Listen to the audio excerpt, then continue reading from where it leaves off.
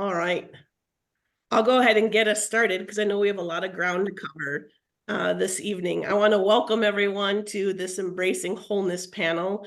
We're really excited to be hosting this conversation. It's the first time the Institute of Core Energetics has done something like this. My name is Lindsay Ngidiwe, and I'm the Executive Director at the Institute of Core Energetics. And tonight you're going to meet some of my colleagues who are some of the panelists and some new friends and peers and colleagues who are new to the Institute as well and sharing their background and clinical perspectives with us. As you come in, I want to share some housekeeping that I shared a little bit earlier. Is one, as you'll see when you come in, this evening's panel is being recorded. We do expect a full house, and there are several people who wanted to attend, and we had reached our capacity, so we were recording it and we were going to circulate it so that everyone can have access to the information that we shared tonight. We also ask that when you come in, you keep yourself on mute. And that just helps us hear the panelists a bit more clearly. We also want to recommend, if you haven't already, to go to the right hand corner of your screen and hit speaker view. And that will give you a bit more visual clarity in terms of when the different panelists are speaking. And then also at the end of the evening, the last 25 minutes of our conversation tonight is going to be kept for questions.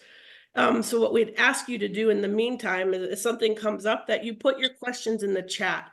I have two of my colleagues, Teresa and Cynthia, watching the chat box, and they'll be monitoring and then bringing those questions to the panelists when there's time for that.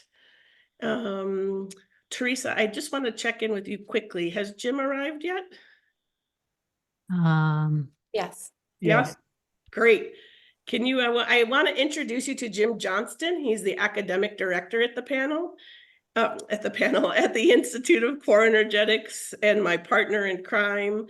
So I asked him to join tonight so that you could see his face and get to know who he is. Jim, you just want to introduce yourself briefly? Hi, everybody. Welcome. I'm very excited to have a quick temporary job as the panel academic director.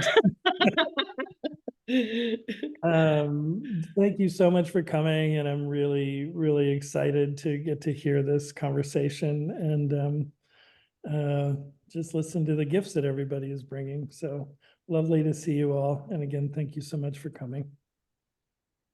Great. Thank you, Jim. Now I want to introduce you to our panelists this evening. They'll be sharing a bit about their background and why they wanted to be a part of this conversation. And why don't I start with you, Aimee Falchuk? Oh, I knew that was coming. Great. Well, good to be here. For those who don't know me, my name is Aimee Falchuk, and I am on faculty at the Institute of Core Energetics. I'm a master's level clinician. I did my clinical training at Brigham and Women's Hospital in Boston and in the Emergency Services Department at Lowell General Hospital in Massachusetts. I'm also a core energetics practitioner and graduated from the 5th year program at the Institute. Before I was a therapist, I worked in health policy and I was a healthcare lobbyist. And I reference that only because I think that very much educated me very early on about some of the challenges within the mental health system as it relates to what we're going to talk about today. So I look forward to being in the conversation. Thank you, Aimee. Laura Mason, you're next on my screen. Do you want to go next? Sure. My name is Laura Mason, and I'm a psychologist. I'm out in Berkeley, California, and I've been practicing psychology since 1984. I come from a background of, traditional academic training. I'm still practicing, and for 30 years also was I was the lead clinical director for practicum level clinical training for the UC Berkeley clinical psychology program. So I've spent a lot of time in very traditional settings and also spent a lot of time struggling with the limitations of those settings and my own personal journey has a lot to do with the sort of sad fact of having two siblings with schizophrenia and the amazing, wonderful fact of having spent a lot of time over the last 20 years in rural Tanzania. And that opened up a new world for me. And I recently became a grandma, and that's another great new world. Thank you so much for being here, Laura. Really excited to have you here. Sema, you're next on my screen. My name is Sema Bruno. I am a doctoral candidate. I'll be defending my dissertation in 2 weeks in couples and family therapy. And I'm a core energetics practitioner. And for me, the more academic or theoretical and experiential have long walked together. Before I became a clinician or a practitioner, I developed dance and movement therapy, trauma-informed care programs for survivors of human trafficking. And I was privileged to go from to many different settings in many different parts of the world, and see how working with these women, presenting clinicians with not only the trauma-informed care, the theory and the practice, but also this acknowledgement that to help these women would involve the body. And so using dance to also help them get in the body. And so I was, neck and neck with doing my core energetics training and then also my training in applied psychology. And so now in stepping into my own practice these last couple of years, it's seeing how these different practices can blend together with a variety of different clients in the clinical setting. Thank you, Sema. And Sema, your colleague Pel is next. Pel, could you introduce yourself? Good evening, everyone. Thank you for having me here in this community of our core energetics in the Institute. I came to America from South Africa, immigrated here in 2001, and I came to work as an au pair, working as a nanny, and I had a love of learning, so I ended up going back to school to do a master's degree in counseling psychology. And I was working, and I just didn't feel like I was able to do a lot that I wanted to do, coming from a village where I'm always looking for more people in the room, for more connections. So I ended up going back to school to pursue a degree in family and in couples and family therapy. That's where I ended up meeting Sema. And when I went back to school in my 40s, I just really was so excited about what was happening. And I ended up going forward and doing a Ph.D. in marriage and family therapy, and having worked in so many different areas. And right now we are in Rhode Island, and in 2019, right before the pandemic, we started a mental health agency called Cumberland Counseling, where we are doing training for the next generation of clinicians, focusing on multicultural expressions of mental health and diversity issues, and just really being able to sit here and see what we can do to inform and to continue to reshape the landscape of mental health treatment. And my heart is in South Africa, and I am there. I go back and forth, and I'm just in love with the field of mental health support as I was when I started when I was in 8th grade. Thank you. Come a long way. Thank you for being with us, Pel. I'm so happy you're here. Karyne, please introduce yourself. Hi, thanks for having me.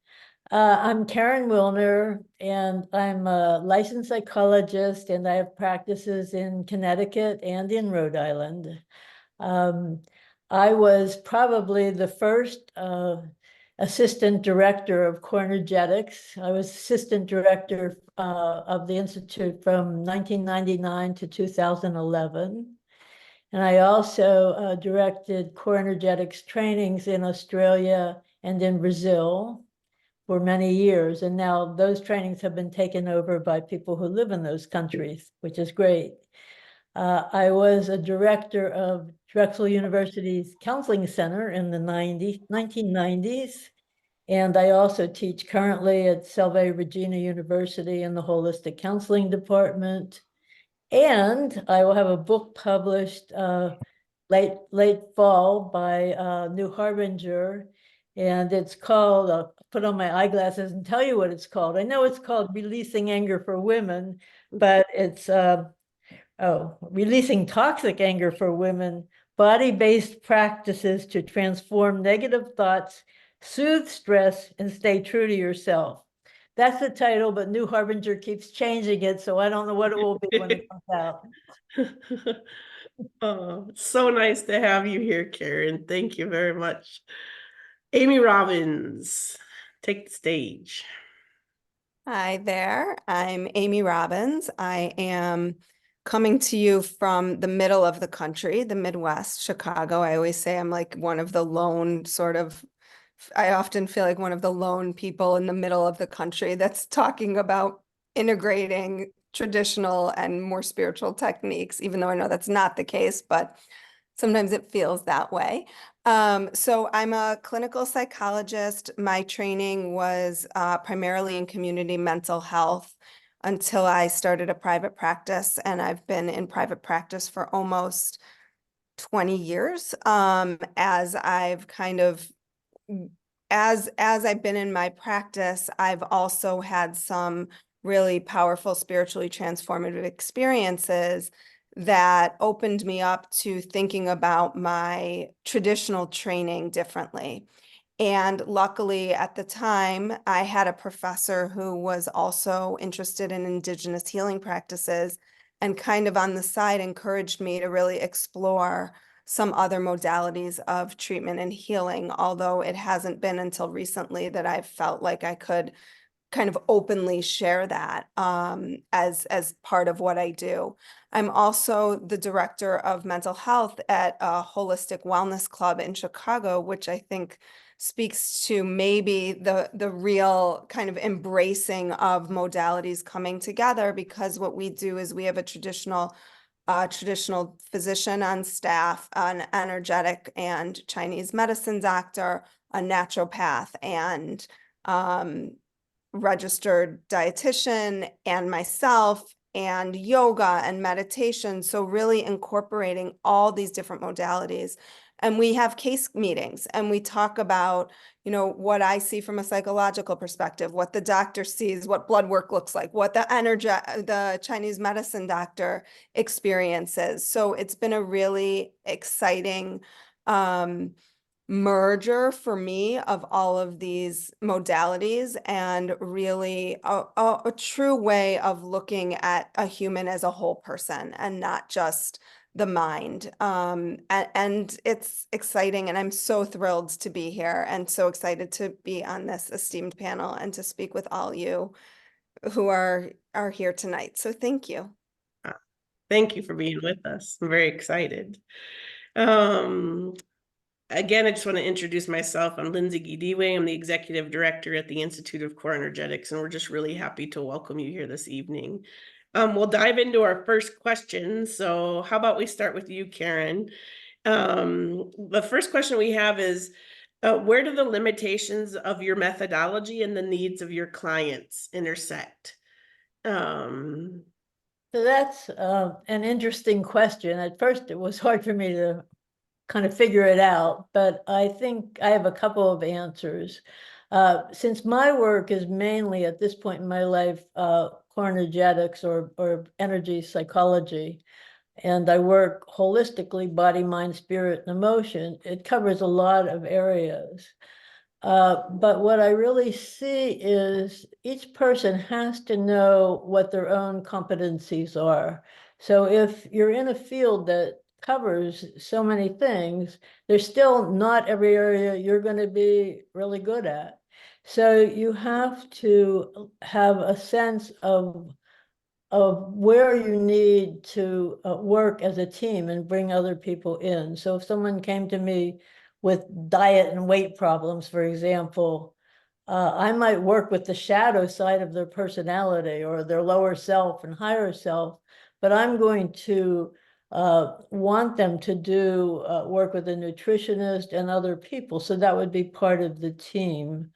And, you know, if I was working with someone who maybe was molested people sexually, a lot of people wouldn't work with that person, but I would. So you have to know where your abilities are. And if I were to work with that person, I might get them to do additional body work because perhaps they were molested. So I would maybe ask them to work with a Feldenkrais practitioner or a Rolfer or someone who looks at the body a little differently than the way we do. So I think a team approach is so important, even for core energetics. You know, I was trained in CBT originally, and there they don't really work with the body much at all. So that's really important for that kind of collegial relationship to develop. Mhm. What about you, Pel? What do you think the limitations of your methodology are and how they intersect with the needs of your clients?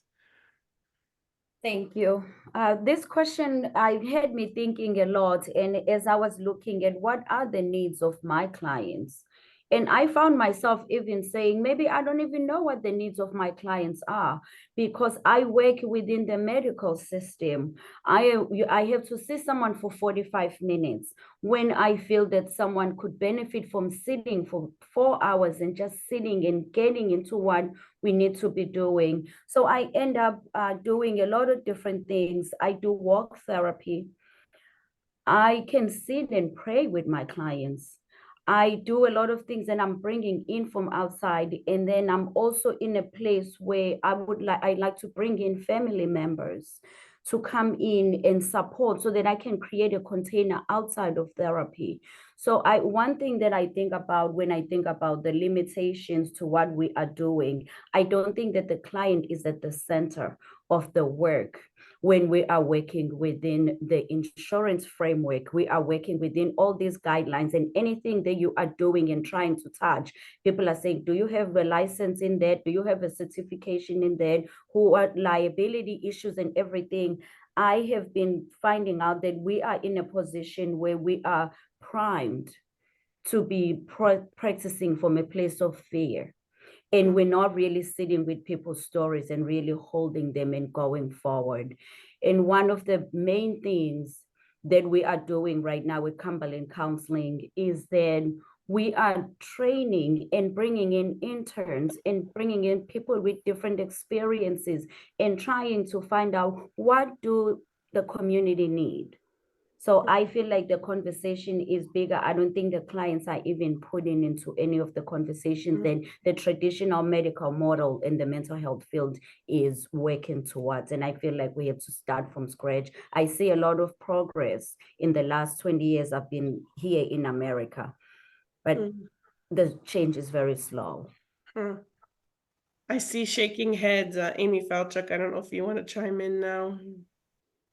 Yeah, I mean, I guess what I feel is perhaps the most obvious limitation from the methodology of core that I sort of have confronted is a certain, I don't want to say lack of acceptance, but maybe it's a lack of acceptance of organic brain disease, of mental illness. And we look in our methodology at sort of character structure and character defenses, and we look at spiritual emergency, which I absolutely believe in. But I also very much believe in mental illness, sort of as someone who has anxiety and panic disorder, and have not been able to treat that successfully only through core.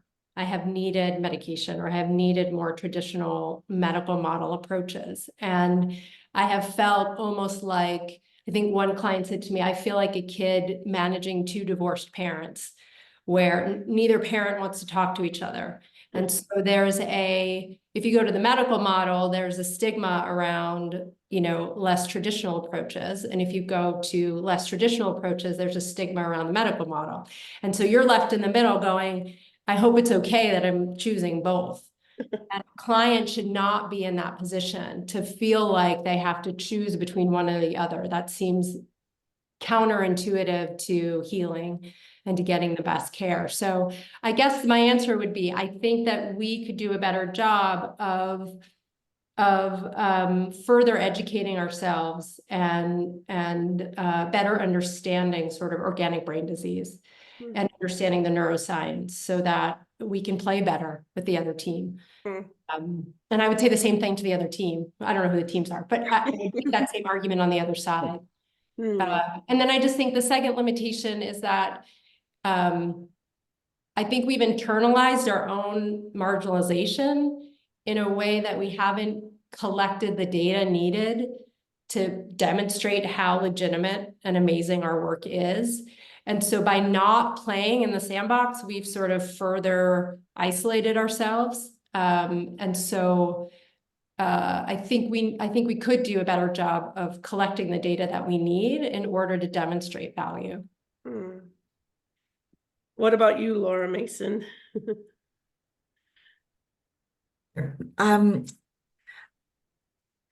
This is a really, really meaningful discussion. I'm so thankful to be a part of it. And there's so many different ways I would want to respond, so many different things people have said. So I'll just try to piece it together. Well, one part is, Aimee, what you just said about not collecting the data needed. This is Aimee F. That was one of the things that I thought about, because having been in a traditional university setting for 30 years, I was part of trying to expand what would be accepted. And you have to have data, or those settings and the insurance companies they just won't take you. But we've certainly made a lot of changes in terms of, like, ketamine treatment is covered by insurance now, and all kinds of EMDR. It used to be that nobody would trust it. And I think that would be a really valuable thing for core energetics and for all kinds of holistic approaches to provide more data so that you get more coverage, more acceptance. I think it's really important to think about this question: what are our clients' needs? As Pel was talking about, we don't really take the time to find out most of the time, because we're in a room with 45 or 50 minutes and we're going to try to come up with whatever documentation we need so we don't lose our licenses, all of those extremely paranoid requirements.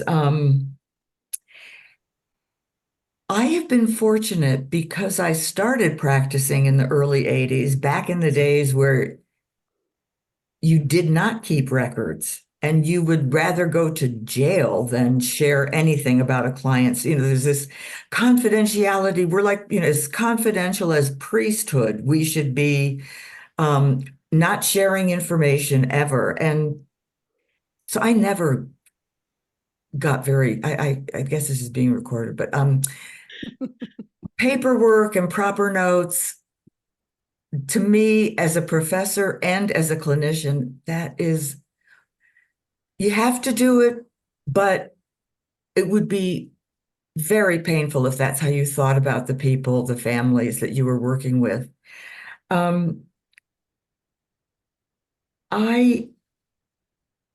I think the team approach is so important. I think everybody has talked about that. And Aimee R., it sounds like you're working in a setting where you are actually able to use a team approach. The world I'm in here in California, there is that split between the medical model and everybody else. One of the big issues is how do people pay for any of this? out here, almost no clinicians accept insurance because of the lousy reimbursement scale.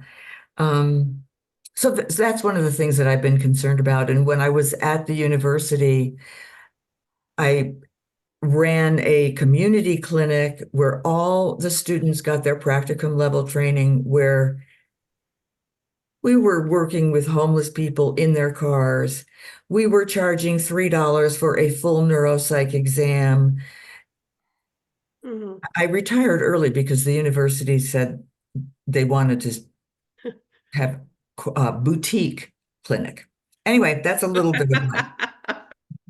I appreciate you naming the one of the limitations being the administration and the paperwork that's required in the traditional sense. So, Aimee, I'd love to hear your voice, and Sema, your voice in this first question. Aimee, if you want to chime in first. Aimee Robbins. Sure. It's interesting kind of piggybacking on what Laura said. I feel like I kind of came up through my training in this real in-between phase where cognitive behavioral therapy was just kind of coming into the zeitgeist in terms of an empirically supported treatment. And I feel like what happened was kind of some of the more traditional relational self-psychological models got really muted. And I find that there's still so much value in those treatments because they're about our humanity. And I feel like much of what, Pel, I so resonate with what you said as well, like so much of what we've lost, I think, is kind of siloing ourselves as I am a CBT therapist, I am an EMDR therapist, I am a, trauma informed, and I have a whole thing like every therapist should be trauma informed. So I don't even know why that is its own like entity. I really feel strongly like anybody who comes into our office is likely coming in with a trauma. And so we should know just that should be like Psych 101. And I understand that it hasn't been for some people, but I just think that there is like, I am very lucky, and where I work is self-pay. And so it does allow for us to do that integrative approach. And I also think another limitation is that I don't have to know I don't know how to have to do every single treatment, but I really try to educate myself on what is out there for people, because I think that often as a practitioner, people sometimes they've been through several therapists, or they've gone through, energetic healing, whatever it is, and they don't know where else to turn. And so we give them, what's the saying? I always screw it up. Like if you're a nail, if you have a hammer and you're just a nail, or whatever that statement is, like if you just know a hammer, that's all you're going to be is a hammer. But you don't have to know how to do everything, but it is helpful to give people options of what else might be out there for them. And I think that again, we get so like narrow-minded in our way of thinking. My grandfather was a pediatrician and always kind of imparted his wisdom because he was trained old school. So he wasn't a specialist. He knew a lot about a lot of things. So something could come in his office and he could easily figure out what the situation was. And I do feel like we've gotten really, we've gotten away from that. And as a result, I feel like we've gotten away from just basic humanity of how meaningful it can be to just sit with someone and listen to them tell their stories. And I think all of these medical pieces certainly have impacted that. Like you have 50 minutes and you have to, document and CPT code, and what are the progress notes, and are you showing movement towards that? So it's unfortunate. Thank you. Sema, love to bring your voice in here. I'm just so grateful for the question and the way that, everyone's answers have been really articulating the conundrum and how, everyone seems to be feeling it. Something I value in core in my more traditional spaces with couples and families and individuals is that these approaches give me more tools to reach for and ignite a wild part of someone's humanity, right? And maybe even remind them that it's there and that I'm willing to contact them there. And I think that can be, you know, a scale of either startling to liberating for different people, depending. And it's always an invitation, not an expectation. But the majority of the people that, you know, I work with, I think, you know, it reaches a part of them. A part of them gets to come to therapy too, that I think based on stigma or based on different cultural ideas of what therapy is, they thought they would have to check at the door. And so that it allows them to bring those parts in too. I value that a lot.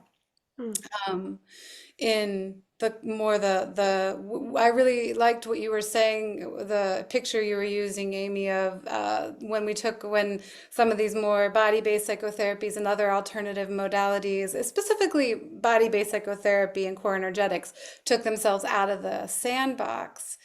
I liked what you were saying about not having the data then, but I also was thinking in that then I think that like core energetics has removed itself from continuing conversations that I value that have been happening in the sandbox. I went to Antioch, so decolonizing methodologies and multicultural theory, which to me is such a tragedy, because the way core energetics can work with the body, but to not have the information around decolonizing sensitivity and or methodology and multicultural sensitivity to then, you know, further that language of the body and to deal with it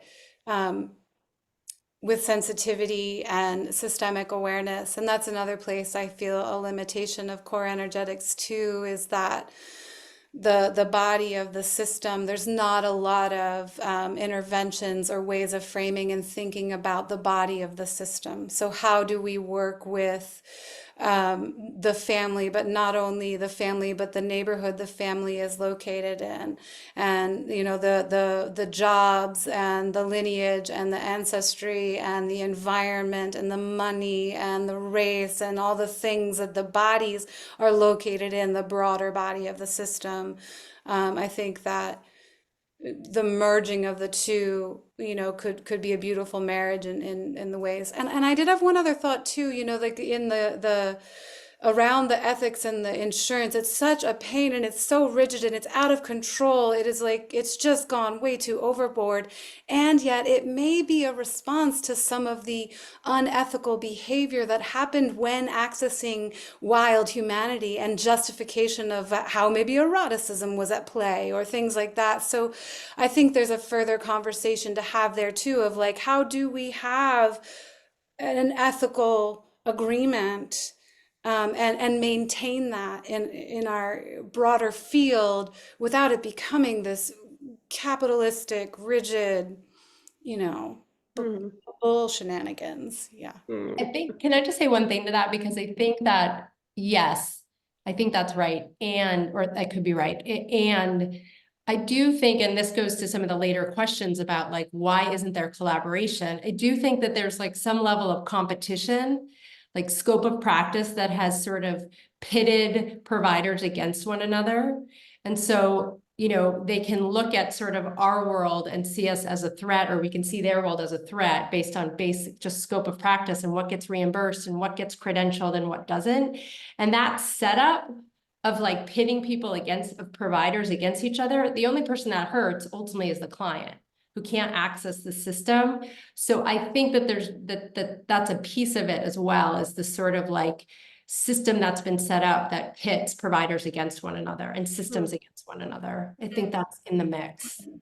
And Aimee, you bring up our second question is, what are some of the obstacles or challenges that you foresee or you actually experience in bridging the divide between more traditional licensed modalities and some of these alternative approaches? So, and that's our next question for the group. We've touched on it a bit. Aimee, you highlighted it well now.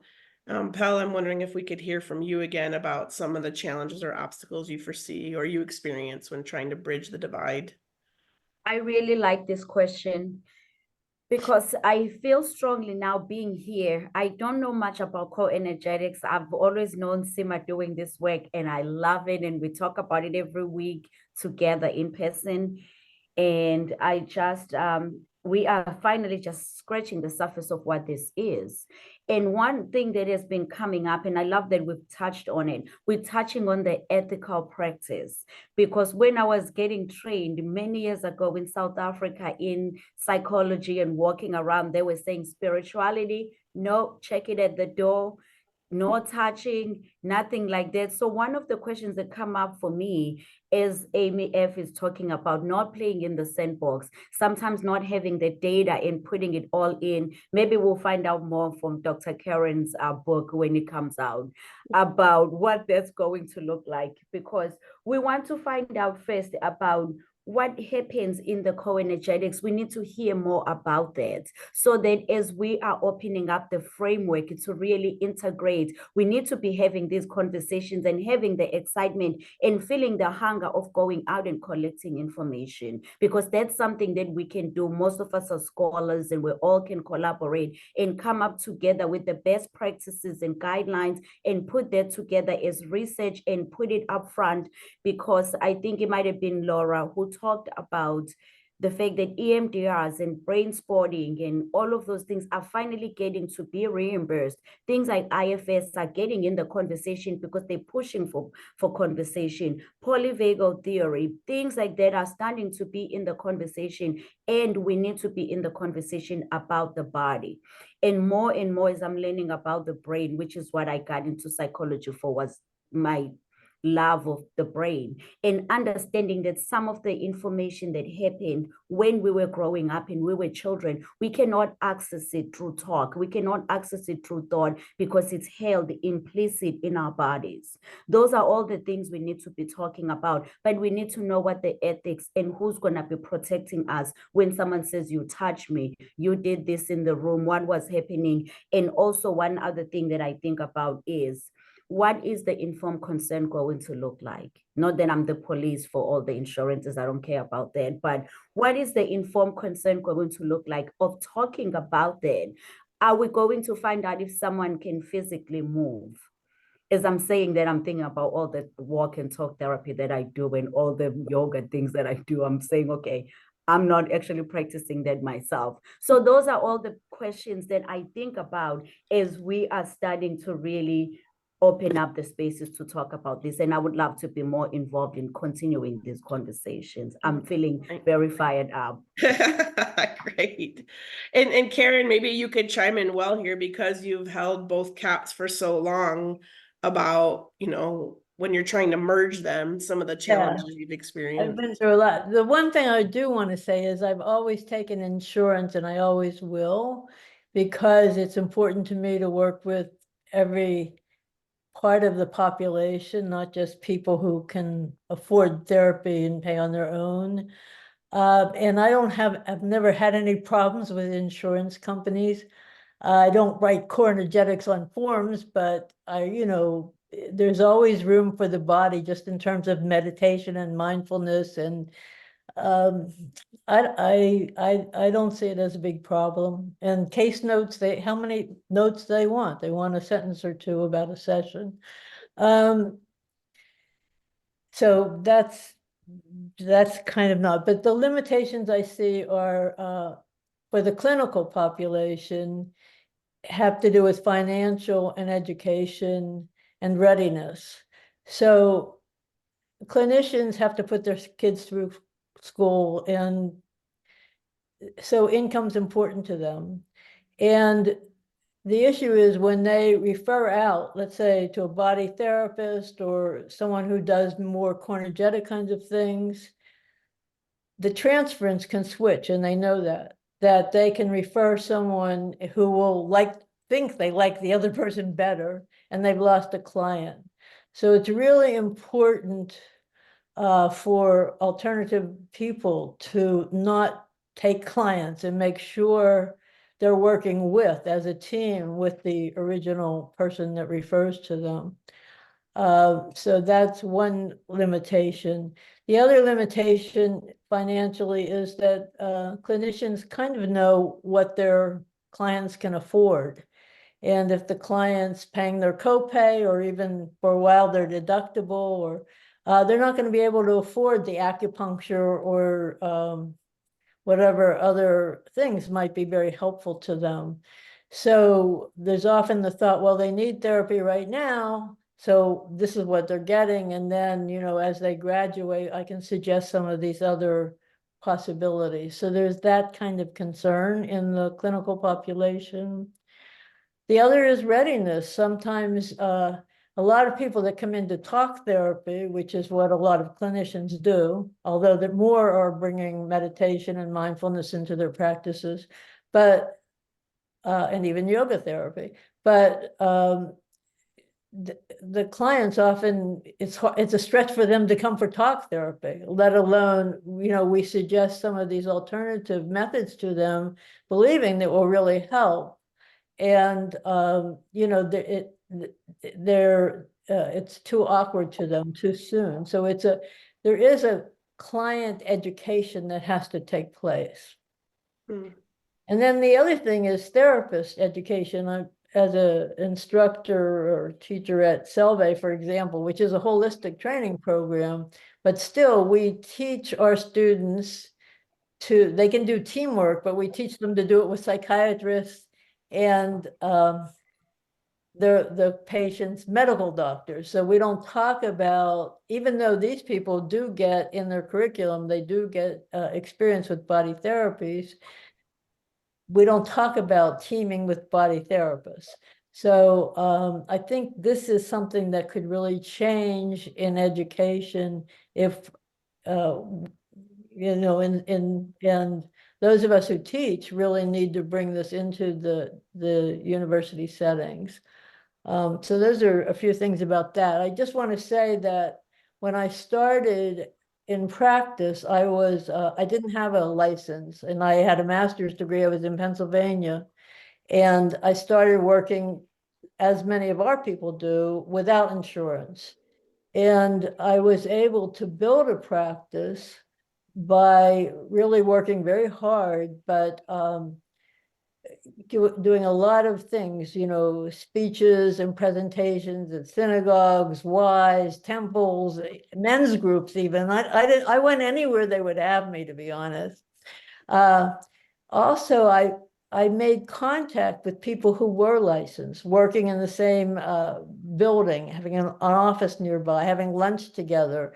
So rather than over marketing and sending my business card 20 times a year, there was a sense of really just kinship and a connection that I think it's important to make.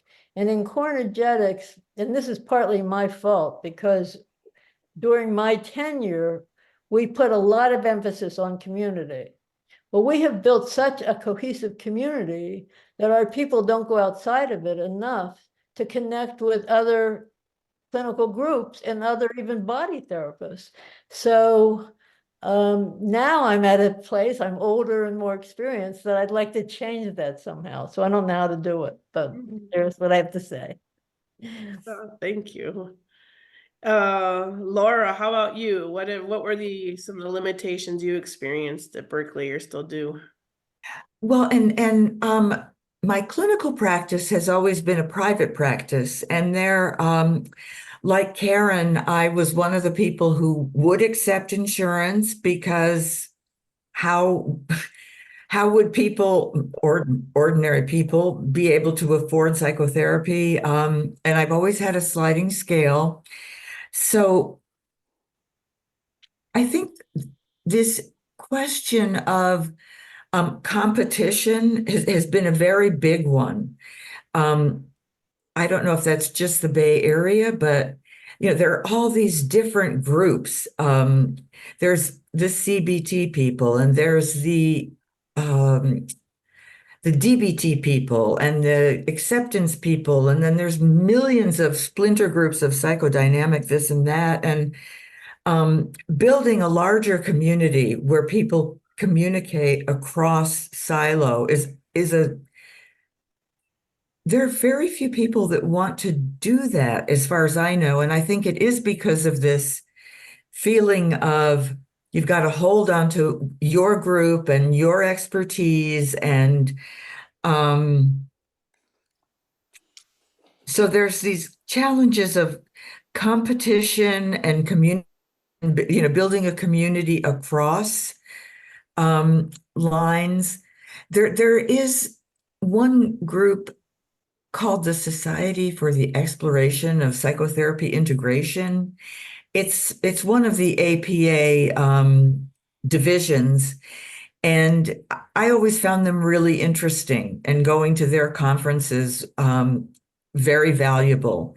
And they were people who took on Aimee you were talking about CBT being the big thing on the scene, I guess, when you were first trained, and it was the gold standard. They had all this research, and this Society for the Exploration of Psychotherapy Integration, CCEP, actually did a lot of research comparing different approaches, which was really valuable because it gave some empirical data for the more relational or supportive therapies to stand on.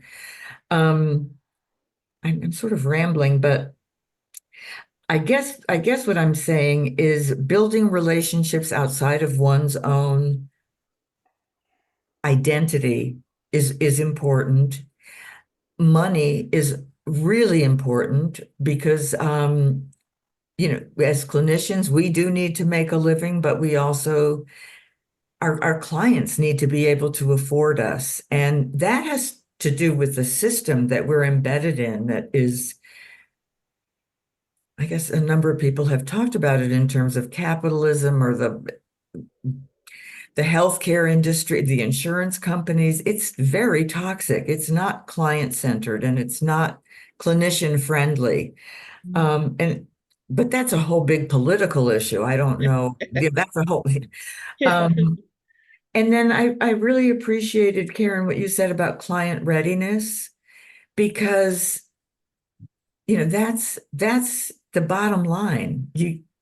People have to be educated and supported and come to their own authentic conclusion that this is what they need and this is important. Yeah. Thank you, Laura. Aimee, I saw you wanted to chime in earlier. I want to make space for your voice here. Sure. Yeah, I think, in thinking about the rollout of some of these alternative approaches, I also think about how it's kind of maybe lagging a little bit behind where plant medicine is. And I think that there are some similarities there, just in that, what are the trainings going to look like? Who's going to conduct these trainings? There's so many people out there right now who are doing some form of energetic medicine or Reiki or somatic body work. And I think for somatic body work, it's a little bit clear what that training is like, but for some of these other modalities, I think it's not as clear. And so I think what the worry is then, is there a potential for like a backlash and a backslide? Because when it's not rolled out, and I'm not for regulation for everything. I think that's, again, another conversation about the systems that we're in and everything. But I do worry about how people who are saying that they practice these modalities are trained, and then what they know kind of holistically about the human psyche and the impact, it's mind, body, spirit medicine. And so I do think on some level you have to know at least a little bit about those different pieces. And that I feel like that little bit needs to be more than just, I had this experience and it was great for me, and so now I'm gonna be a practitioner of this. But what is the training gonna look like for these modalities? And I appreciate what Core Energetics is doing. And also I think the Association for Energy Psychology Association for Comprehensive Energy Psychology has like a more kind of formalized training, particularly for EFT tapping, that feels like, okay, there are programs out there that are really, you know, ensuring that these treatments are rolled out appropriately and with well-trained practitioners. It's a very good point. Sema, I want to bring your voice in here. I don't know if you have something new you want to contribute to the obstacles or challenges, if you're open to moving to the third question. How do you feel? Remind me of the third? What is the merit? And we've kind of touched on this quite a bit, but what is the merit of bridging the divide?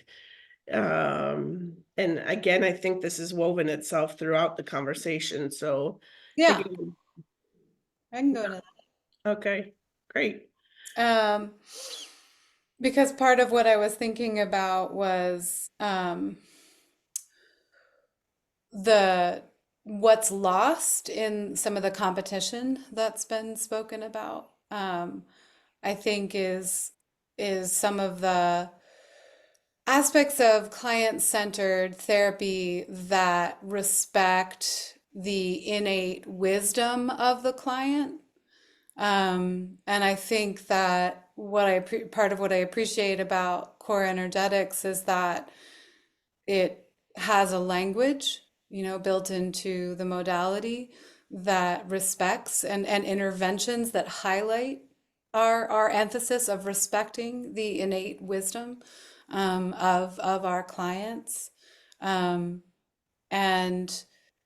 when the focus becomes on competition for resources, competition for access, it's easy to lose that.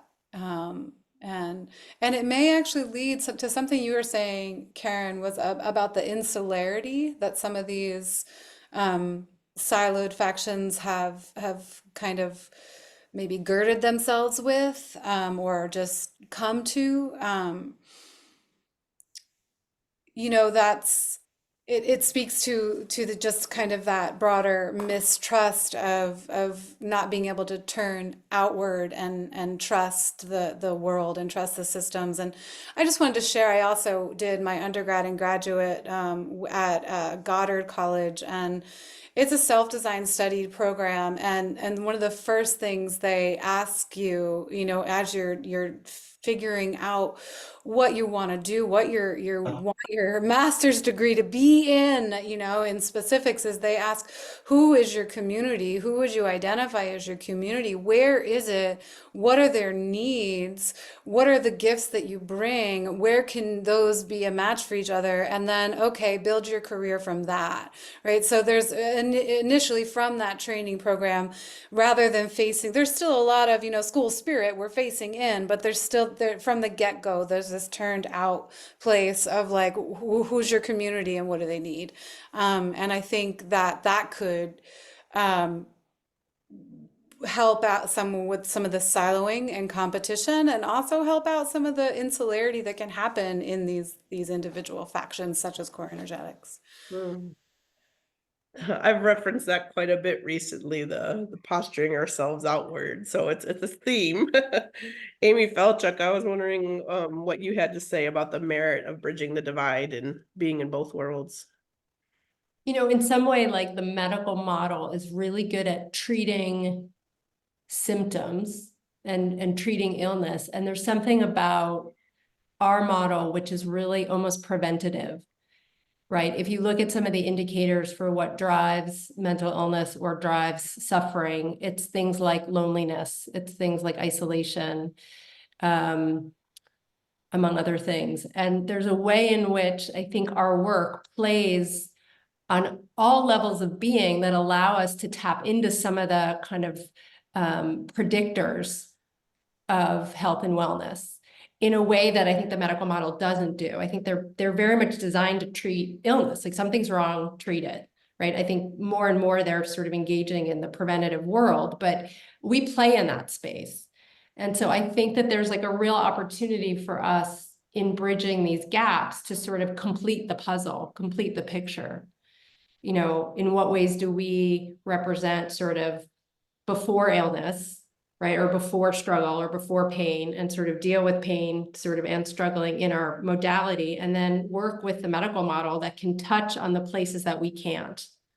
Right. And so I just think that there's I think it was Sema said, like, there's such a loss in not working together. And the people who get hurt are the clients, and then the system and society, ultimately society, right? And the clinicians as well. And the other thing I would say is, when I got my master's in counseling, there was no requirement for students to actually do their own work.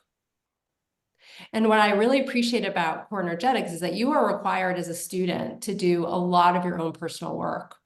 And that sort of walking the talk, I think, creates, it doesn't necessarily mean you're a good practitioner per se, but at least it sort of like gives you a better chance of sort of not getting in your own way.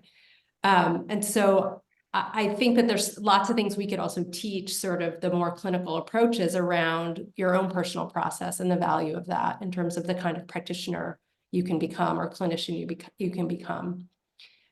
So I don't see a downside except that it will disrupt the system. But beyond that, which I don't think is a bad thing, I think that it's only positive. Karyne, do you want to chime in here now I too? just want to, well, it's complex what I'm thinking. When core energetics started, it started from Wilhelm Reich and John Baracus, Al Lowe, and all these people who had medical degrees, and they within themselves bridged the divide, as I do in some ways. I feel like my work is, somewhat medical modeled. I was trained at the Philadelphia College of Osteopathic Medicine, and I bring that together with my spiritual theories and my heart-opening beliefs. So but when John's vision, he was thinking that, I think when he started this, that he would be training mostly people who already had degrees of some sort in psychology or medicine. I think he really started out wanting to train doctors, to be honest. Now we're at a different place. So we're training people who don't come from a medical model and really are often, very interested in these alternative ways of being. So to me, bridging the divide really becomes more important. Having the clinical population and the alternative population work together. I just feel it's just so important. I don't know how to make it happen. I'm going to pray. We're taking the first step tonight. This is what we're doing. Yeah. So, I mean, where this started was one place. Where it is now, it's another place. And we really have to take this very seriously. That's all I can say. Pel, I saw you unmute. What do you see as our opportunities for bridging the divide? I really do. And this is getting pretty exciting as we're talking about how do we do it. And the first line of defense is, I'm thinking about it right now. I am very interested in finding out about what the institution's plan is going to be. There could be another conversation that we could have at some point about connecting with people like myself who are running group private practices. What does it take to have someone that will be on staff as a supervisor? What does the training look like for someone to say, I am a core energetics supervisor, and what training would that take? And then that person creating their own division within the same system so that the collaboration is happening within families, within couples, and walking around. What would that look like? Because for someone like me, I own this private practice here. We have 2 major locations. Then I also have other friends who are owning other places that are big like this, in schools and everything. How do we get those conversations started? So that's what I'm interested in finding out more about.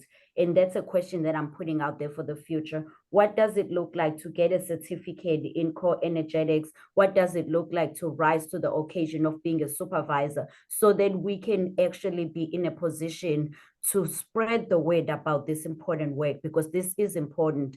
And even when you're practicing and doing a lot of things are very different. When we started Cumberland Counseling in 2019, not a lot of places, unless you are a university, you can just take interns in a solo practitioner and say, I'm going to have interns. I am a trainer. I'm going to do this. I'm going to do this. And today we are one of the major training facilities. We take students from throughout the country right now, places like Colorado, Chicago, and we have students that are coming in from Atlanta, Georgia, and we have people in North Carolina, in New York City. How do we do that? And I will be willing to learn about that with Sema, with everyone in this community. Maybe I'm putting myself out there. Oh my gosh. I love it. I'm excited. That's very exciting. Yeah, it does. And I want to let you, Aimee Robbins, chime in here, because you are actually in a practice that's bringing the different modalities together. So maybe you can share from your experience some of the benefits. Yeah, I mean, I have a lot going through my mind right now, mainly that, like, I didn't even know, as a practitioner, I didn't even know about core energetics until I was introduced to it just a few weeks ago. And so I think, just in terms of someone, I'm like one of the outsiders on this panel who just kind of stumbled into all of this energetic work and spiritual work on my own. But I think it would be so great to have like continuing education. Maybe you do, I don't know, just continuing education for practitioners who, like, I don't necessarily at this point in my career want to go on and get a whole other certification, but would like to be able to integrate some of these practices in kind of smaller ways. And so I think that there might be just amazing opportunities for things along those lines. I mean, how we're doing it, it's interesting, because I think, if I'm going to be completely honest here, we're running up against the financial burdens of it. How we want to all practice and how we ideally would like to practice comes up against this notion of, well, but you got to make money, right? Like, there has to be money made. And I think it's a real struggle, certainly, that I've struggled with internally. I know, when I trained back in community mental health, a lot of the practitioners were private practice practitioners in Chicago who saw only really, really wealthy patients, and then sort of donated their time in community mental health as like a karma balancing, where they were able to do some of that kind of more grassroots work with a population that couldn't necessarily afford that sort of level of care and training, but they felt really passionately about giving back in some way.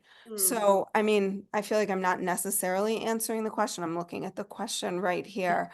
But I do feel like, certainly in this practice that I'm working in, I think the merits have been that it has opened up all of our minds as practitioners to, when a physician takes just a basic intake, the information that they're getting is limited. When I do an intake, the information I get is limited. When the Chinese medicine, acupuncture, we all have these lenses that we look through to see who we see. And then when we expand that and we really have the opportunity to hear people's entire stories, it's pretty remarkable how many pieces have the potential to get missed when you're not all working collaboratively together. And I recognize that it's pretty idealistic and really a privilege to be able to do. And I don't know how. It would be great to think about how to bring something like that more to the masses in a way, because in a center, Pel, like you're in, where you probably could bring in an acupuncturist and people who are doing more of the body work and all of these different modalities. And then they each do their own intake. So there isn't one lens that you're just looking through, but they're coming at it through their lens and sharing that. And, of course, there's time, and we don't get reimbursed for necessarily for case collaboration. And I don't know if they used to, but I certainly know they don't now. And again, even my training when I was in community mental health, we always had case collaboration meetings and heard from the different perspectives. So really from a very holistic lens. Sema, I see you raising your hand. I want to, while Sema speaks, invite people to enter any questions they have in the chat, because after Sema shares, we're gonna put a poll up on the screen and give you about 90 seconds to 2 minutes to answer the poll. And meanwhile, to be putting your questions in the chat so that we can make sure we get to some of those as well. Aimee, Robbins, what you're saying is exciting to me, and it's bringing up something else to mind. In thinking about some of these holistic modalities like acupuncture or Feldenkrais, oftentimes the people who can't afford because they're out of pocket are wealthy clients. And I think that there's something that can play into like working with wealthy clients that could either like continue to create the divide of competition. But if you were to train students in any modality of like having that kind of decolonizing sensitivity, like how do I work with affluent white clients in such a way that includes their social location and the impact of that social location on their presenting problems? I think that instead of putting like, oh, I get to see wealthy clients because I'm out of pocket, it's like, okay, great. Can we really work with, does that have a broader systemic impact if I'm working with wealthy clients from this systemic approach and from a broader holistic, societal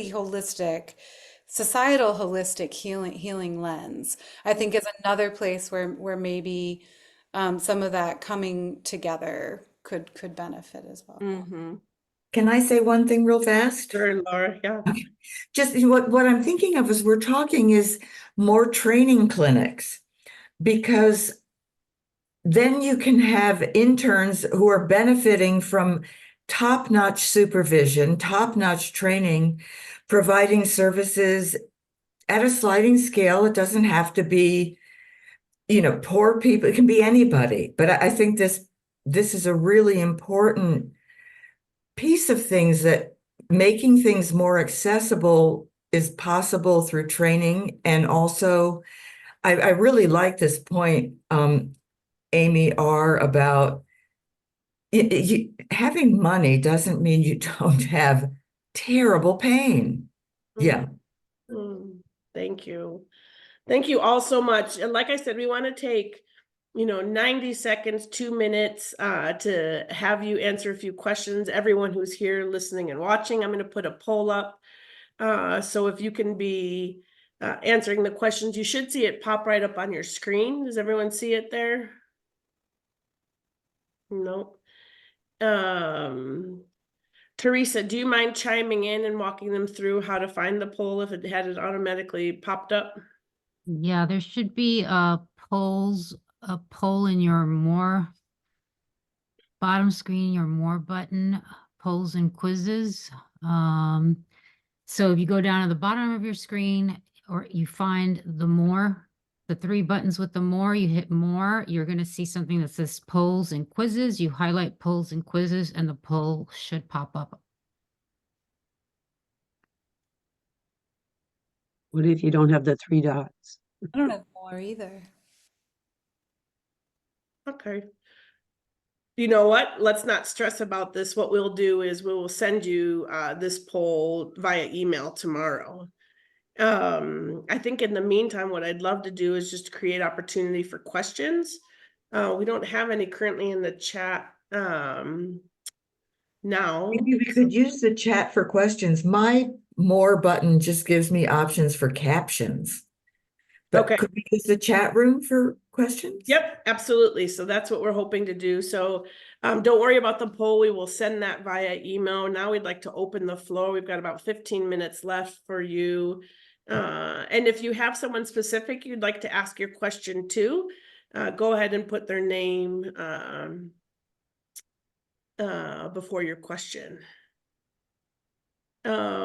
So we have one from Ben here. He says the IFS, so the Internal Family Systems Institute, recently changed their prerequisite to preclude core practitioners from their trainings. Their trainings are now only offered to licensed mental health clinicians. This seems so antithetical to the wonderful conversation we're having here today. Any thoughts on how some are distancing themselves from alternative therapies? Only that, for insurance reasons, or I don't think it's personal, but that bioenergetics did that for years too. They may still be doing it, I don't know. But again, it's part of having a community that is not going, if there's any lawsuits, we're protected, we all have our liability insurance. I mean, I think it's for safety reasons. Mm-hmm. I mean, the more cynical part of me would say that it's a function of a very saturated market. I mean, there's more and more modalities coming online, and there's a way to legitimize.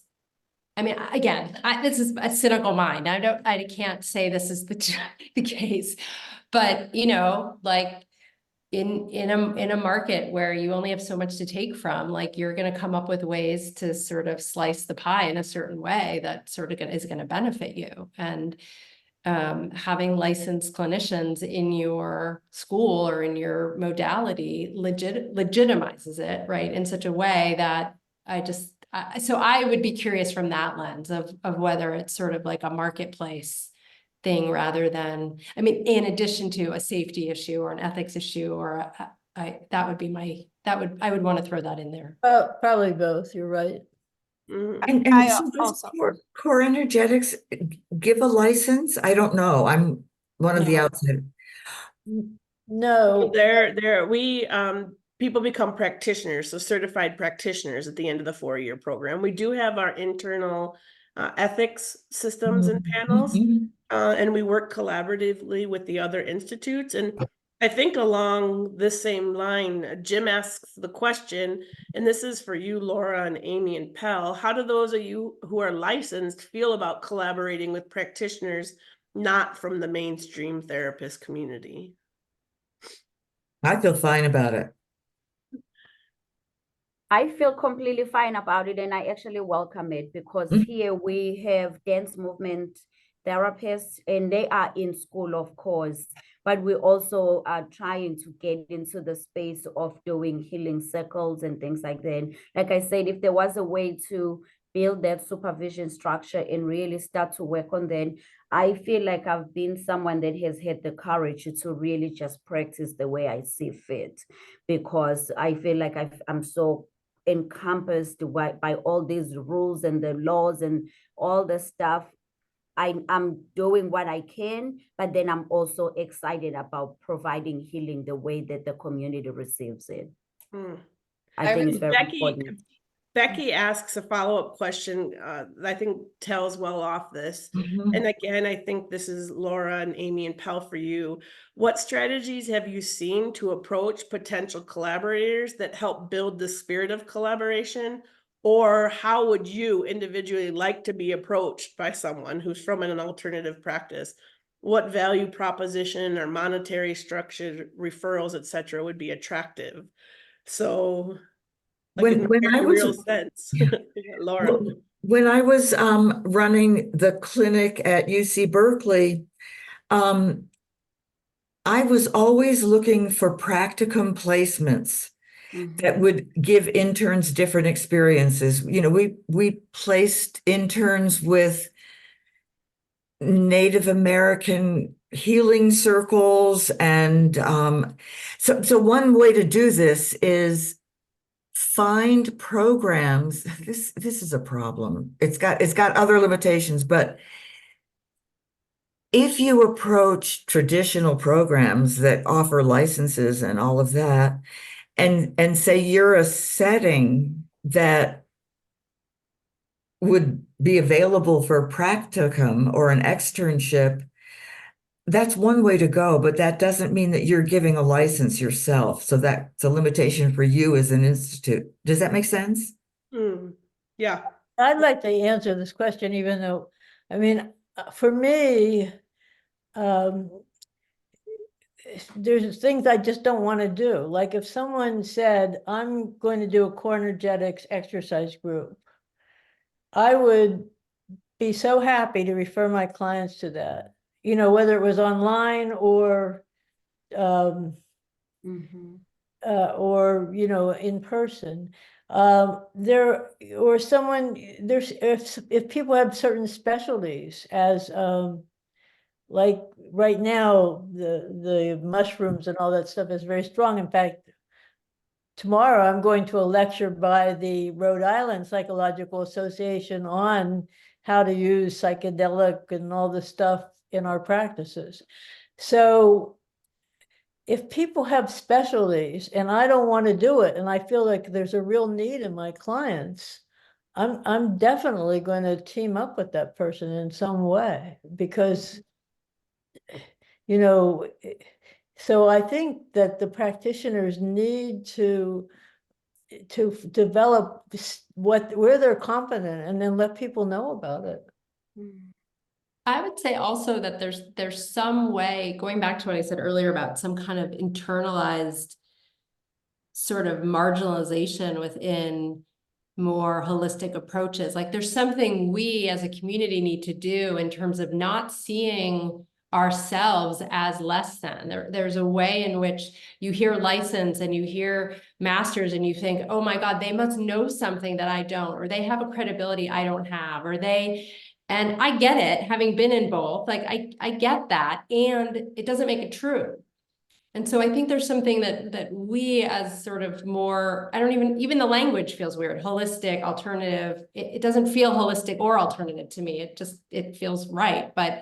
But something within our own psyche of not seeing ourselves as other and not seeing ourselves as having to, quote, measure up to a system that's just in place because it's a system, and see where there's merit and to partner there, but to also see the value that we bring that the other side doesn't have. And so I just, that feels, you know, having just taught the core fluency weekend, what I heard from graduates was like, well, our stuff is weird. This work is weird. It's like, well, that's in our way. This sort of notion of feeling like we're different. I don't know what the language is, but there's something in that feels important. And then on the other side, for those with licenses or to not sort of stand on that ivory tower of like, I have something and you must meet me up here. Like, so some sort of building of confidence and sense of self and some humility on the other side, I think could lend well to, you know, and that's more the internal work than the systems work, but I think that's a piece of it. I actually think, like, what could be weirder than walking into a complete stranger's office and like telling them your life story? Like that to me is the weirdest. Like sometimes, what is it that I even do? Like, I don't know these people. They sit down, they tell me their whole life. They don't know me. All they know is someone told them you should go see this person. Yes. So, and I think it's the same way. I don't know if I'm understanding the question, what value proposition or monetary structure would be attractive if you're saying to the practitioner, like, how can we kind of make this work? But I'm always looking for people to refer to in modalities that I think would help. And I think if there's, and maybe I'm answering this question totally wrong, but I would question a practitioner who's saying, well, in order for me to refer you to someone, you know, you need to give me a kickback of X dollars or something like that. Again, I might be totally misreading this question, but I think if we're really in the business of helping people heal, then we should be willing to refer to any type of person that might have the ability to help our patients heal. That's kind of the Hippocratic oath is like, we are here to help you heal whatever way that might be. And it might not be the way I practice, but I want to help you get to that place of Yes. wholeness and of truly living. Yes, thank you, Aimee.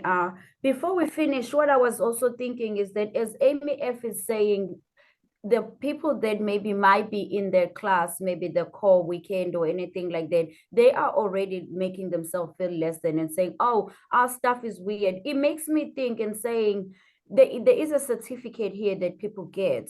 Even life coaches right now are so elevated because people are looking for healing. So it would be very interesting to actually sit down one day and find out, what do they think is weird about this? What does this feel like? What does actually a core energetic session that is on an advanced level or beginner's level or something? I would love to know a little bit about that, because as Laura was talking about, getting interns, getting people to train within a structure that is already a structure that is developed, and spreading the word about what core energetics is. I don't know what it is, but I think to me, it sounds very legitimate because it's about the body, it's about the movement. And I come from the Zulu culture and from the village, and we do Zulu dancing, we do chanting. That's the space we live in. So I see a lot of value in this, but I don't know what the practitioners actually feel in really putting themselves out there and risking.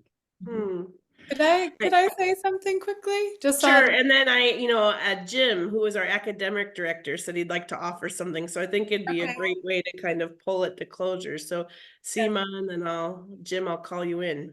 I loved the Life Coach reference because the Core Energetics Practitioner Program is 4 years long, and the Advanced Practitioner Program is 5 years long. And I don't know of any life coaching programs that are that long, personally. But here, I just wanted to say about like when I'm in more of my clinical role, and I partner with people in alternative modalities. So I see a lot of couples and families. And so when I see if there's someone I'm looking for, and this is for people who ask specifically, and I'll tell you about the monetary design too and the exchange, because what I'm looking for is brief strategic, not in the clinical framework. So say I am working with a couple, and there's definitely, one of the members of the couple, there's some really distorted thinking that is very much getting in the way of us progressing on our agreed upon treatment goals. I will refer out to someone who does the work of Byron Katie. It's like alternative CBT quick, right? So like I refer to them, there's a set time work. It's someone I know to work with.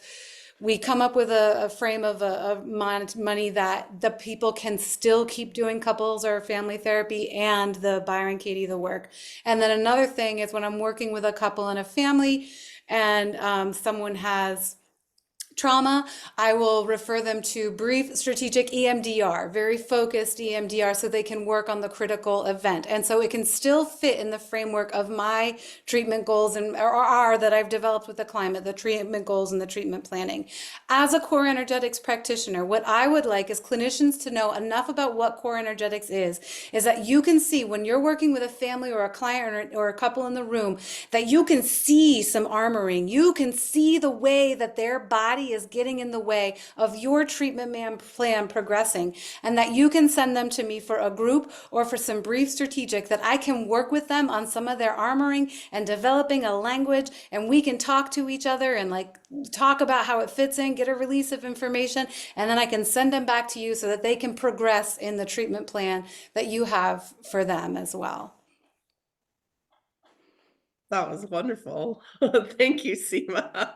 Jim, also I think- really feel like Sema, you tied that up well. Jim, I do want to invite your voice in. So, Okay, thank you. I want to say thank you so much for this invigorating, potential-filled conversation. And it feels like a bright spot in society right now to sit at this table and hear you all speak about the welfare of human beings. But I want to say, we've been kind of looking at a lot of the challenges that happen, but I want to say this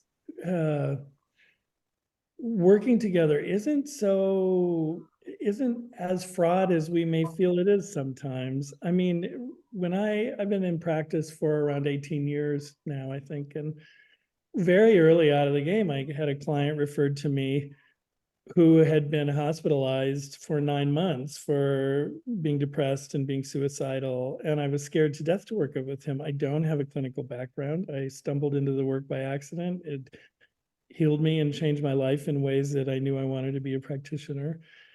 And when this person came to me, he was also seeing a therapist and a psychiatrist. And I said, all right, I'm not a psychotherapist, so you need to give me written permission for me to speak to your therapist and your psychiatrist so that I can best support you.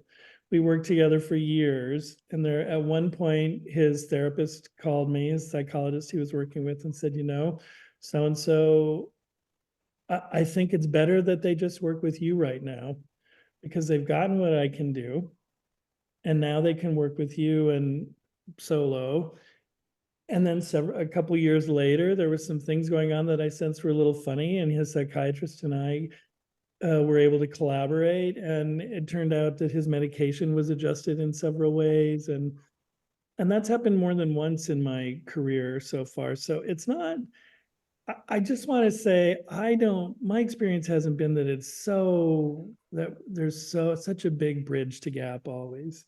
I think it can just be communication from somebody like me with the client that says, you're seeing somebody else, I might need to speak to them. So if I'm going to work with you and I'm not a psychologist or a psychiatrist, you have to give me permission to collaborate with the person who has the training to work with your personality disorder, to work with your medication, and to help me establish how we can best serve you in this space.